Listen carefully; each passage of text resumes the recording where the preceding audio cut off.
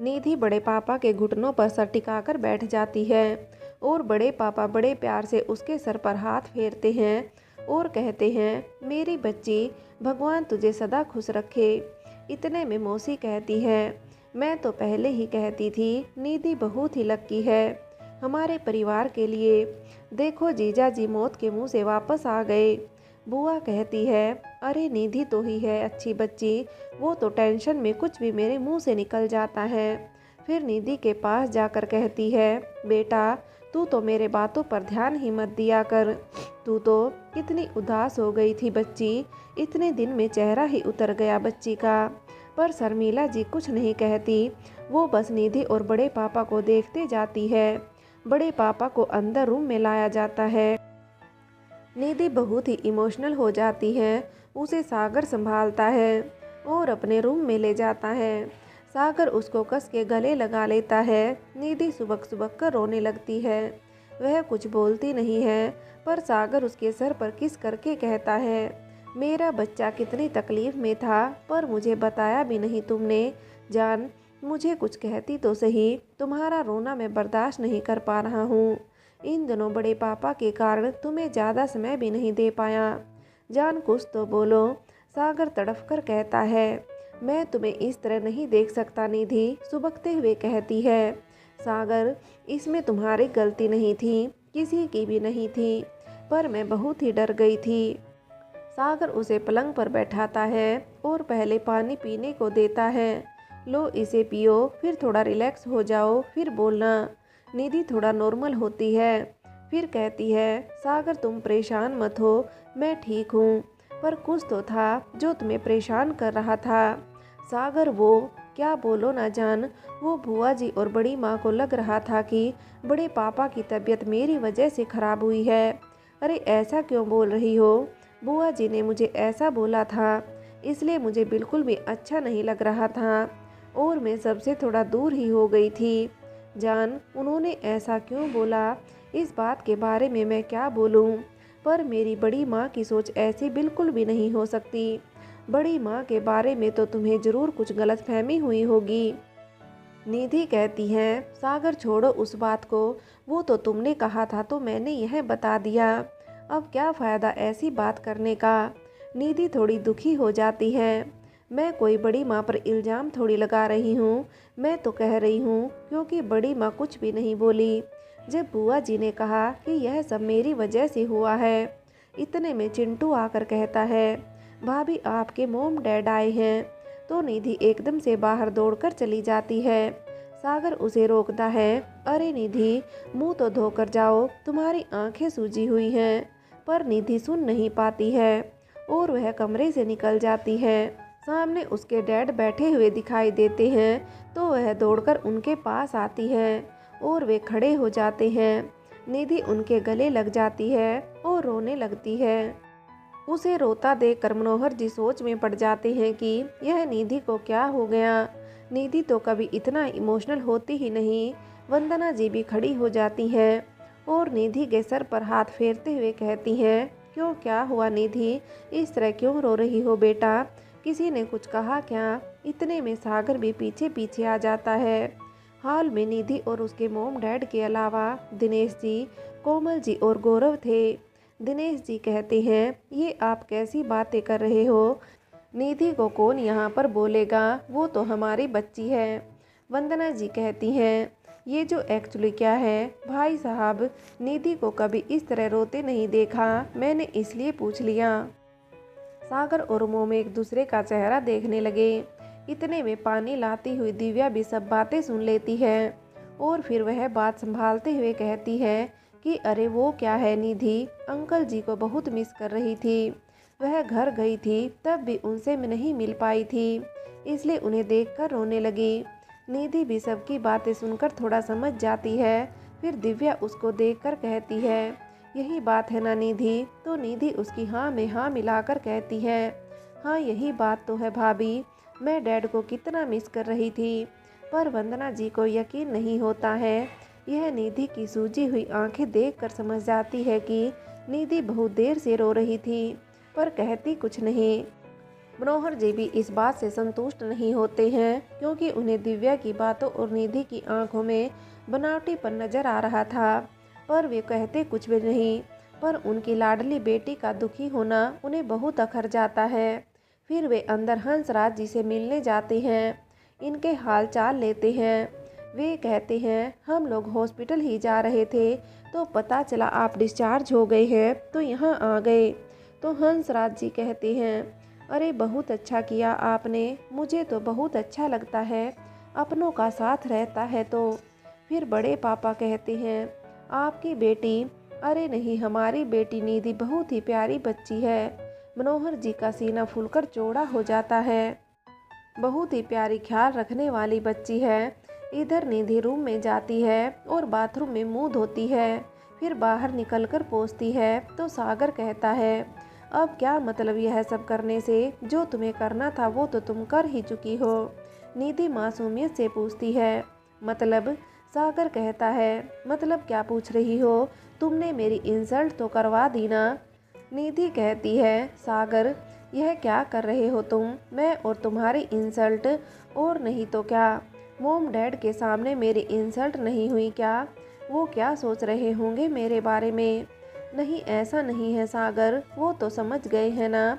नहीं निधि, मैंने उनका चेहरा देखा था, वे तुम्हारी बात से सेटिस्फाइड नहीं थे। सागर ये तुम कैसी बात लेकर बैठ गए हो। सागर कहता है, निधि तुम मेरी फीलिंग नहीं समझ रही हो।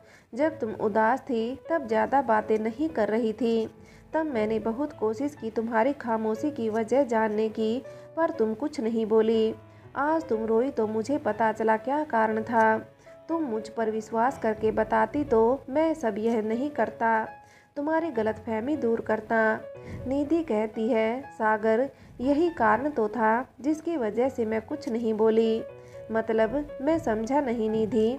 निधि कहती है, तुम अपनी बातों पर ही गौर करो, तुम कह रहे हो गलतफहमी, यही तुम्हें मुझ पर विश्वास ही नहीं है। मुझे कुछ गलतफहमी नहीं हुई, बुआ जी ने ऐसा कहा और बड़ी माँ ने कुछ नहीं बोला। सागर कहता है, मैं फिर कहता हूँ, बड़ी माँ ऐसी नहीं है, तुम्हें गलतफहमी, वह अपनी बात अधूरी छोड़ देता है। निधि अपने बाल सही करने लगती है। फिर सागर कहता है, अच्छा ये बताओ, तुम मोम डैड के सामने भी तो अच्छे से जा सकती थी, इस तरह क्यों गई और फिर रोने क्यों लगी। निधि कहती है, मैंने जैसे ही सुना मोम डैड आए हैं, मैं कंट्रोल नहीं कर पाई और चली गई, और पापा से गले लगते मेरे आंसू रुके ही नहीं। सागर कहता है, यही तो निधि गलत बात है, तुमने मुझे इस लायक नहीं समझा कि मैं तुम्हें रोने के लिए कंधा दे सकूं। सागर दुखी होकर कहता है, तुमने मुझे खुद की नज़रों में ही गिरा दिया निधि। निधि कहती है, सागर तुम ज़्यादा सोच रहे हो। सागर भी बड़े पापा के रूम में आ जाता है, पर वह मोम डैड से नज़र नहीं मिला पा रहा था, और शर्मिला जी इस बात को बहुत अच्छे से समझ रही थी। निधि भी आ जाती है, वह अपनी मोम के साथ बैठ जाती है। फिर सब बातें हो जाती हैं। मनोहर जी और वंदना जी बहुत समय तक बैठे रहते हैं। फिर मनोहर जी एकाएक कहते हैं, अब घर चलना चाहिए, बहुत देर हो गई है। निधि कहती है, कहाँ डैड, अभी और रुकिए ना। तो वंदना जी कहती हैं, नहीं बेटा, बहुत समय हो गया है, अब हमें जाना ही होगा। एक काम करो, तुम हमारे साथ चलो। फिर बड़ी माँ की तरफ देखकर कहती है, आप कहे तो हम निधि को ले जाते हैं। वैसे अब हंसराज भाई साहब जी की तबीयत भी सही हो गई है, और निधि पहले आई थी तो अपने पापा से मिल भी नहीं पाई थी। तो बड़ी माँ कहती है, हाँ ले जाइए, कुछ दिन रह लेगी, क्योंकि पहले गई थी तब 2-3 दिन तो बीमारी में ही निकल गए और उसे आना ही पड़ा। वैसे अभी निधि इनको लेकर बहुत परेशान भी थी, इनकी तबीयत अब ठीक है, उनका भी मन बहल जाएगा। निधि बड़ी माँ को देखते रह जाती है। वह सोचती है, बड़ी माँ तो मुझसे बात ही नहीं कर रही थी, और मम्मी पापा से कितने अच्छे से बात कर रही हैं। वह सागर की तरफ देखती है, पर सागर उसकी तरफ नहीं देख रहा था और बहुत उदास भी नजर आ रहा था। निधि शर्मिला जी की तरफ देखती है, वह भी हाँ में सिर हिला देती है। निधि भी सोचती है, कुछ समय मैं वहाँ रहूँगी तो अच्छा लगेगा। वंदना जी निधि को कहती है, तुम अपना जरूरी सामान रख लो। निधि जाने लगती है। वह सागर की तरफ देखती है पर सागर वहाँ नहीं रहता है। निधि सोचती है वह रूम में चला गया होगा। निधि वहाँ जाकर देखती है तो सागर वहाँ भी नहीं रहता है। निधि को थोड़ा आश्चर्य होता है कि सागर कहाँ चला गया। ऐसी क्या नाराजगी, बिल्कुल बच्चों जैसा व्यवहार है। फिर निधि अपना कुछ जरूरी सामान पैक करती है और बाहर आती है। सब लोग हॉल में ही थे। निधि कहती है कि जाने से पहले मैं एक बार बड़े पापा से मिलकर आती हूँ। वह बड़े पापा से मिलने जाती है। बड़े पापा सो रहे होते हैं। बड़ी माँ पास ही बैठी थी। निधि उनके पैर छूती है तो वह कहती है, खुश रहो निधि, तुम सोच रही होगी कि मैं इतने दिनों से तुमसे दूर क्यों हूँ, बात क्यों नहीं कर रही। पर उसका भी एक कारण था। मैंने देखा था कि तुम्हें जीजी बिना बात पर भी कुछ न कुछ बोल रही थी।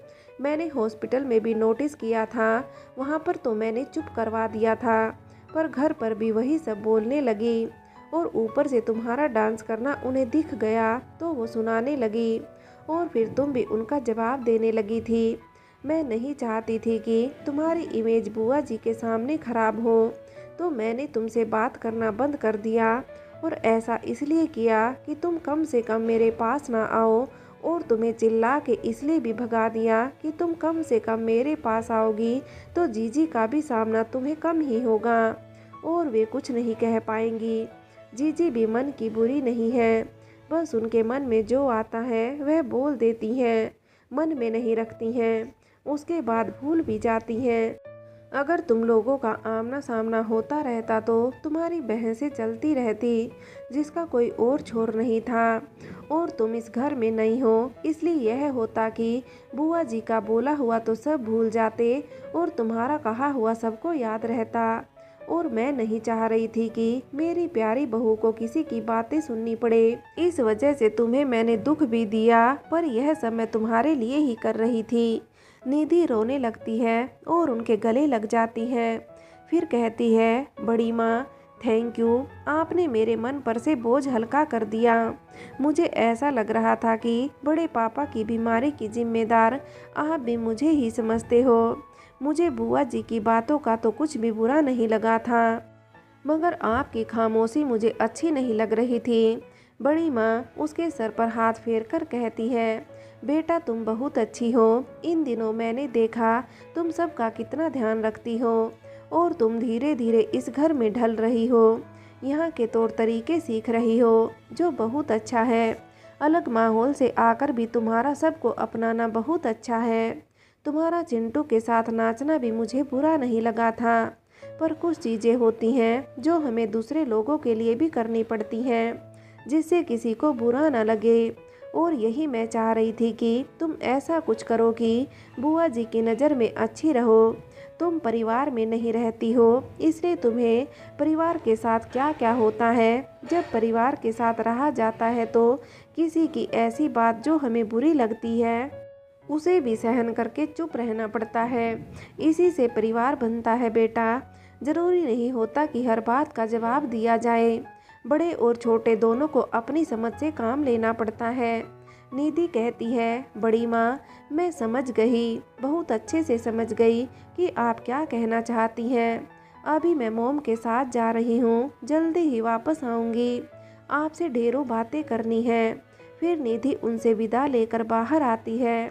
वह सोचती है सागर कितना सही कह रहा था कि बड़ी माँ ऐसा सोच ही नहीं सकती। मुझे कुछ गलतफहमी है, मगर मैं उसकी बात नहीं मान रही थी। सागर ने बिल्कुल ही सही कहा था। वह बाहर आकर इधर उधर देखकर सागर को देखती है, पर सागर कहीं दिखाई नहीं देता। निधि सोचती सागर नाराज हो गया, इसलिए वह सामने नहीं आ रहा है। सागर दुखी भी तो बहुत था, इतना समझदार होकर मेरी बातों से इतना दुखी क्यों हो रहा है। उसे भी तो समझना चाहिए था ना कि मेरे पर क्या गुजर रही थी, इसलिए मैंने ऐसा किया। और वह बिना बच्चों सी हरकत कर रहा है। अब मैं जा रही हूँ तो न जाने कहाँ चला गया, फिर कहेगा बिना बताए चली गई। फिर वह बाहर आती है तो सागर अभी भी नहीं होता है, तो वह सोचती है अब क्या कर सकते हैं।